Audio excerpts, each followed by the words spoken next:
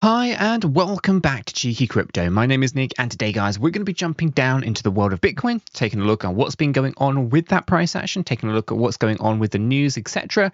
and kind of give you a little bit more information around BTC. So as I get into this video, if you find it useful and informative, smash that like button. I do appreciate that. If you are new to the channel, why not go ahead and subscribe, tap the bell, select all the notifications, and in doing so you will be kept up to date with everything that we do here at Cheeky Crypto. And if you haven't yet joined us in Discord, what are you waiting for? Check it out. Link for that is down in the description below. Let's jump right down into the video and start things off with our 1 hour time frame on the charts. So let's start off here. This is BTC paired up with USDT. We're using the BitGet spot exchange and the 1 hour time frame. Let's review what's been going on with this most recent price action here. So as we can kind of see, we topped out up here. Then again, that was something that was not unusual. We saw this break to the upside. It's a big three-wave pattern.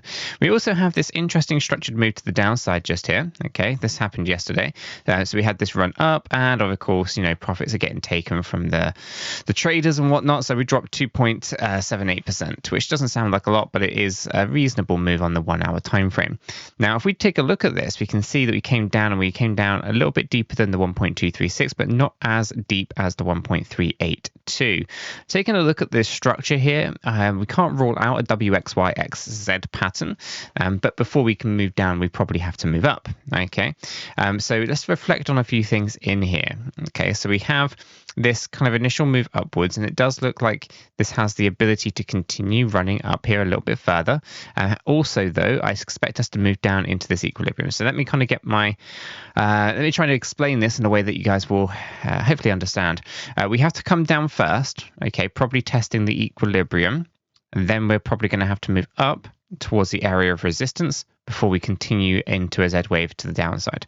Okay, so it will look something like this. Now, it's hard to see on the 1 hour time frame, so I'm just going to bring it to this 15 minutes. So you can see here that we've come up. We've got to look to come on down, and we're going to be targeting out that slightly deeper price range. It's not massively different, but we'll go ahead and draw it on with the yellow box. I'm just going to put it right onto the target range, which is going to be here, basically 29,433 to 29,468. Remove the fib and take us back up into the hourly. So you can see right down here, equilibrium, right? So that's kind of what we're looking for. This is going to be a three-wave pattern. I would have thought it would be something to this effect here. Okay, this is basically a B wave out of a bigger move to the upside, which if we measure the distance here, we pull this onto the lower expectations because it gives us a lower target, so easier to hit, if that makes sense. So if we're trading it, we want to try to set ourselves up for success, right?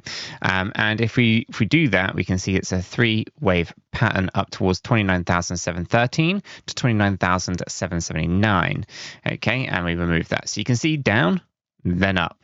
Okay, and that's then all a part of a structured move here that is looking like a WXYXZ. So again, we'll take our measurement here. We'll go ahead and focus on the high side so that we get our conservative low side, which is basically going to be anywhere between, basically, yeah, here. So 29,099 to 29,100 and, is it 100? 438, sorry.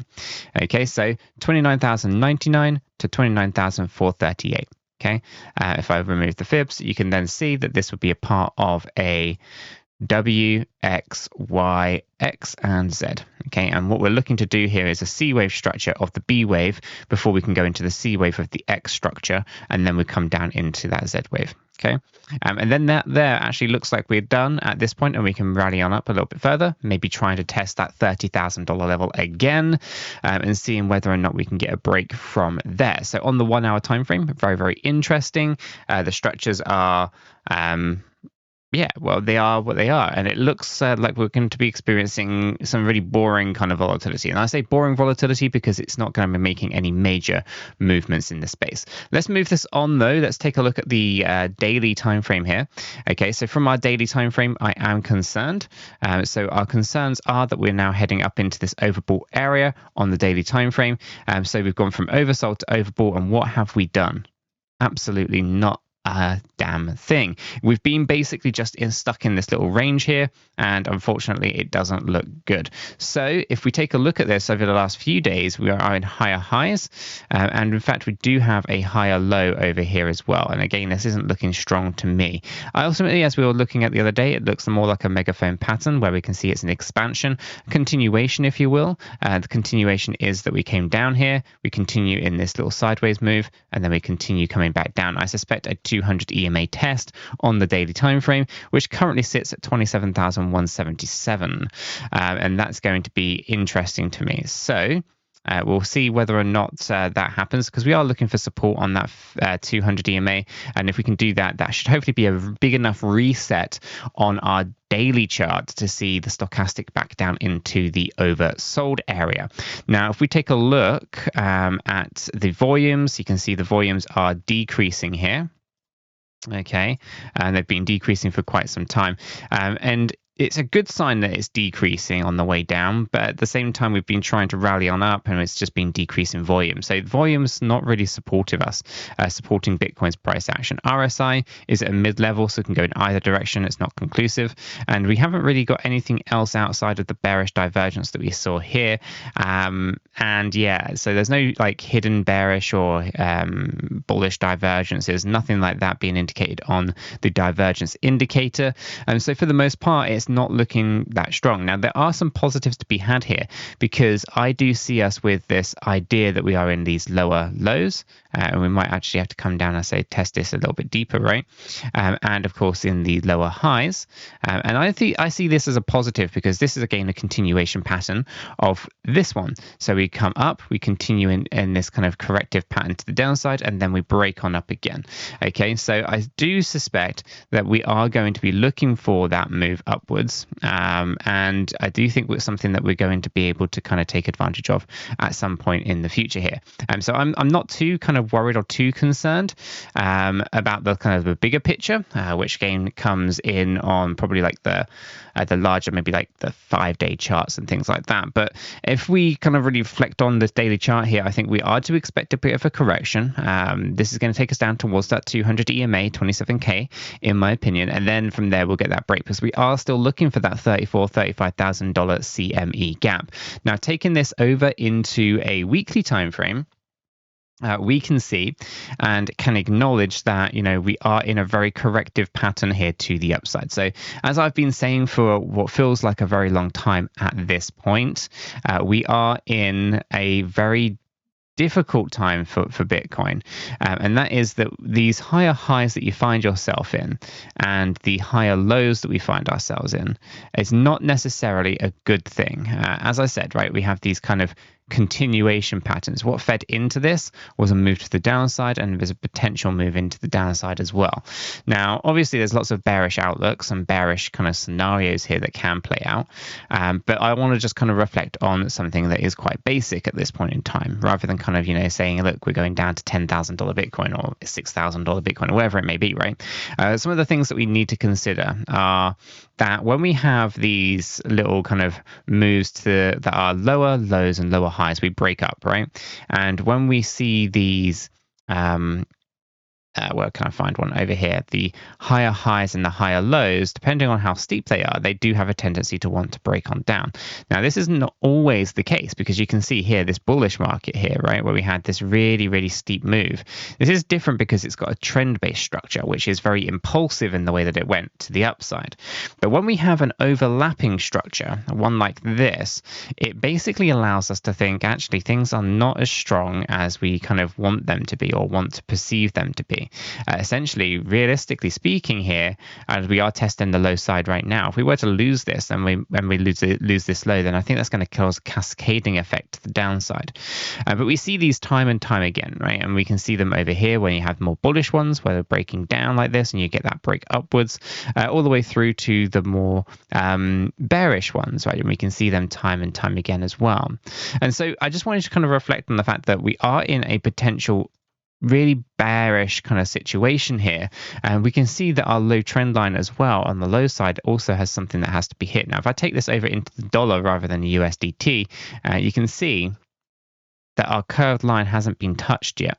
And we touched this back in March of 2020, which was not a new lower low for Bitcoin. Okay, but considering the curvature of our line here, I can't see how we're going to pass the $15,000 on this curved line before we start a next bullish market. So maybe we do have to tap down into those slightly lower ranges once again before we can, of course, finally breach that $100,000 level, which I do think is something that has to happen as well in the future. But you will notice with this, we are kind of looking at this as diminishing gains over time, and it is something that we need to kind of say to ourselves and kind of acknowledge to ourselves. We are not going to see, very, very significant percentage gains on BTC, right? Not in the same way that we've seen previously. So, 1,000 to 2,000%, sure. But are we going to see 10,000% on Bitcoin? No. And so I think we have to understand that as an elasticity curve, we've kind of reaching that kind of peak, right? And we're going to start to see potentially the true kind of maximum value of Bitcoin getting hit over the next kind of decade or so. And I think it's going to be interesting to see how the markets kind of shift and change with that as well. But for the most part, the weekly chart, we do still have our key areas. We're right inside one at the moment, 28,600 to 32,289. And of course, we have that slightly higher range, 34,000 to 37,000, where if we take that CME gap out, that's where they're likely to go. And of course, we'll be looking for further downside after this. 20K is a CME gap as well. So let's go ahead and bring up not that one, this one here, the data side of things. Okay, so for those who do not know, or may have kind of been living under a rock, we've launched our own membership website, and this is kind of like a one-stop shop for all crypto enthusiasts, essentially. Now, we do offer a 7-day free trial across the various different plans, so you can browse the link in the description below at your leisure and see what kind of things we have to offer, and even test it out for 7 days and see how you kind of get on with kind of the things that we do for our members. But we come here because there's data, on-chain data, available for Bitcoin, Ethereum, Cardano, and XRP, and we're going to be taking a look at the Bitcoin data today. So if I come on over into the Bitcoin data, we can see we have 19,452,806 BTC in circulating supply. We have issued another 781 Bitcoin yesterday. So obviously when the halving comes, that's halved. But we have to ask ourselves, is that overly that impactful? I don't think it is at the moment, because the miners generally are hodlers until they need funding and stuff like that, and sometimes they can move the market. But for the most part, I don't think the halving actually has an impact on the price action anymore. That kind of ship sailed a long time ago. If you think about it, it's more important to focus on the 19.5 million coins that are out there than the new issuance of 700 or so. So anyway, you can have general data, but if we come on over into actually the exchanges, liquidations, we can see that $18.5 million of liquidations occurred. Bybit was actually the top of the list for liquidations in the last 24 hours at $6.15 million. 68.52% were long positions that got wiped out, and 34.48% were the short positions that got wiped out. Now, OKX is in second spot at 5.7, Binance is at 3.7, we have Huobi at 2.3. Now, is there anything unusual in here? I would say that Huobi is a little bit on the unusual side, but there's nothing actually that much in it. I'd say that from the exchange point of view, it's not too bad. In fact, we could probably argue that this is the exchange area within our video here, because from an exchange point of view, I think it's important that we also reflect on making sure that we have exposure to as many of these different cryptocurrencies exchanges as possible, right? But I'll talk more about that in a moment. Bringing this back up into our data area, if we take a look at the news elements, we've got some speculation behind why there's a bit of a move in Bitcoin's price action. This apparently is all to do with the anticipation of spot ETF approvals. I spoke about this, I think, a few times recently. I'm not so convinced that the Bitcoin ETFs will be approved under Gary Gensler's watch. I think that actually what we'll end up finding is rejections, and that will cause massive downside. And of course, profits will be taken from the individuals who maybe are running the spot ETFs or applying for the spot ETFs. So I'm not so convinced whether this is a catalyst. We know that demand is incredibly low. We can see this within the stats and the data as well. I'm not convinced to say that, we actually see a significant run on Bitcoin, because I don't think it's all that significant significant. I think actually there's a lot of manipulation going on with the price action, and trying to there's an attempt to try to create FOMO for BTC all around these spot ETFs. I'm not so convinced. And of course, I'm not the only one either. Some people are also expecting a 15% dip by October, but they also anticipate 100K. So these are alignments to what I'm saying here, because I do expect that the next bullish market will see Bitcoin at that $100,000 level. However, before we get anywhere near that, we do need to see a dip to the downside. Now, this particular dip that this person's talking about is to 25K. I don't think that is I don't think that's low enough. I think we've got to go down lower than that. And there's lots of different reasons and rationale behind that, whether the spot ETFs are approved or whether they get rejected, all the way through to the Fed pivoting. And of course, there's a lot of other things happening in the world that are causing some major pain points, I think, later down the line, which is going to be things like the housing markets and so forth.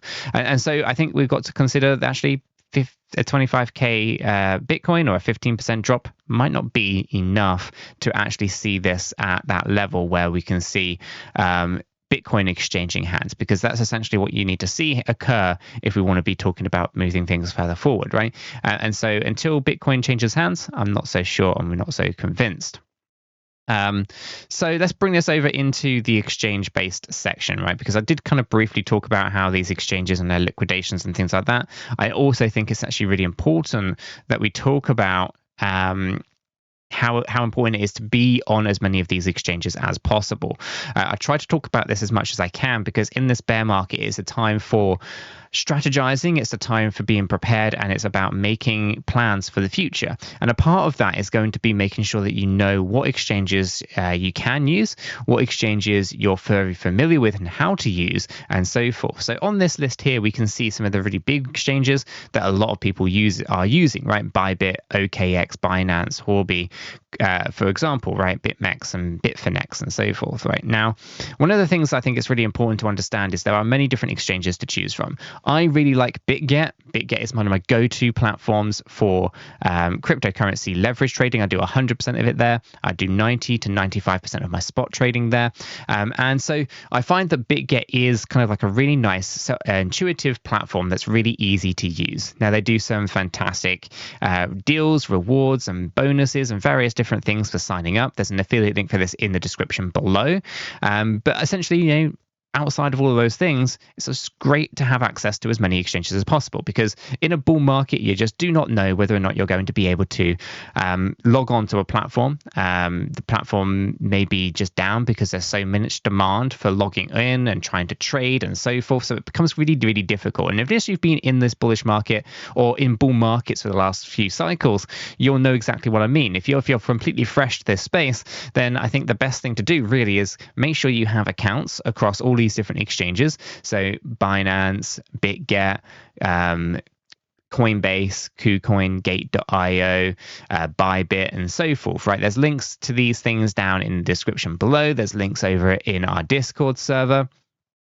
Basically, by making sure that you're familiar, you have set up accounts, you've done KYC if you need to, you know how to deploy funds onto the platforms, you know how to withdraw funds from the platforms. Once you are familiar with them, you're setting yourself up for success in the future. Now, as I say, BitGet is my go-to platform. It might not be your go-to platform, but if you were to use it, get it set up, at least you have it as a backup. Now, ultimately, there's a link for all these in the description below and in our Discord server, so why not go ahead, check it out, do yourself a favor, make sure that you sign up to as many of these platforms as you possibly can, and get yourself familiar with how they operate. Let's go ahead and move on over into the trade section, because we actually saw some interesting stuff yesterday from the members in terms of trading and the trades that kind of went out in the members area of the Discord server. Now, yesterday I wasn't around for too much. I'm not going to be around too much today either. So personally, I haven't been trading over the last couple of days. However, we can see, of course, some good trades coming in here for Shiba Inu. We can see here we've got 46.52 on a long. We got 43.1 on a long there. And of course, we've got a VeChain long here at 3.7% just for the giggles, which is always great to see. So members have been crushing it recently. Obviously, we saw a lot of things happening in there the day prior. And yeah, we've got a few more. I think hopefully we'll get onto it a bit more over the next few days as the volatility in the market increases, and we'll see some more fantastic trades from the community as well. Like I always say though, make sure you do use proper risk management. This isn't for the faint-hearted, so make sure you understand proper risk management when it comes to trading, and do you make sure that you are familiar with how leverage trading works and all that kind of stuff. So just bear in mind, not a financial advisor, can't give you financial advice. All I can do is give you my thoughts and opinions on the data as I personally see it. I'm going to leave the video right there though, guys. If you found it useful and informative, smash that like button. I do appreciate that. If you are new to the channel, then subscribe. Don't forget to join us down in Discord, and I'll catch you all in the next one.